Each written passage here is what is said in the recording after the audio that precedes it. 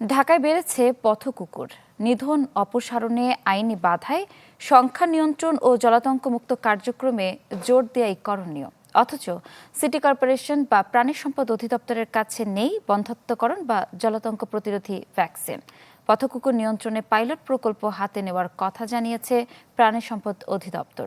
মোহাম্মদ শফিকের রিপোর্ট।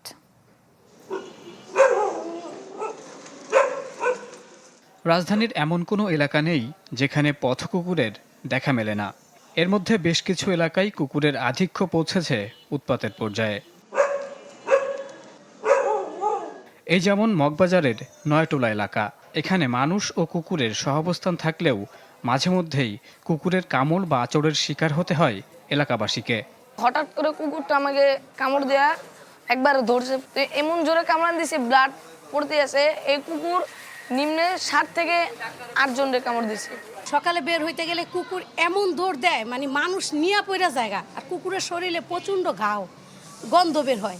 বাচ্চাদের যে কামড়ায় বা বয়স্কদের যে কামড়ায়, সেটার দায়ভার কে নিবি? ঢালাইয়ে দৃঢ়তা, নির্মাণে নিশ্চয়তা।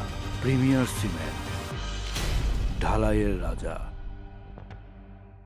নয়টোলার মতো রাজধানীর বেশ কয়েকটি জায়গা থেকে এ ধরনের অভিযোগ আসে সিটি কর্পোরেশনের কাছে।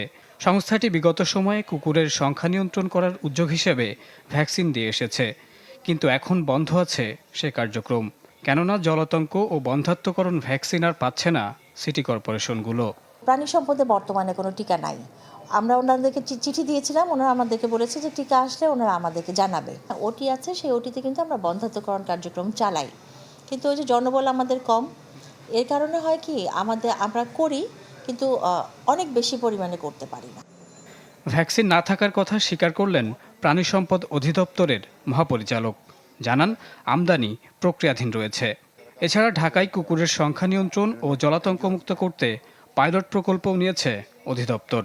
দীর্ঘদিন জলাতঙ্ক রোগের টিকা উৎপাদন বন্ধ রয়েছে। বেসরকারি যারা সংস্থা আছে, যারা ভ্যাকসিন আমদানি করে, তাদের জন্য আমরা উন্মুক্ত করে দিয়েছি। প্রায় এবছর 20 লক্ষ ভ্যাকসিন আমদানির জন্য আমরা উন্মুক্ত করেছি, যাতে তারা ভ্যাকসিন আমদানি করতে পারে। স্থানীয় প্রশাসন বা কোনো ব্যক্তি চাইলেই কুকুর নিধন বা অপসারণ করতে পারে না। কেননা প্রাণী কল্যাণ আইন 2019 ও প্রাণী সংরক্ষণ ও নিরাপত্তা আইন 2012 নামে দুটি আইন অনুযায়ী কেউ যদি মালিকবিহীন কোনো প্রাণী হত্যা করে, তাহলে হতে পারে জেল জরিমানা। মোহাম্মদ শফিক, চ্যানেল 24, ঢাকা।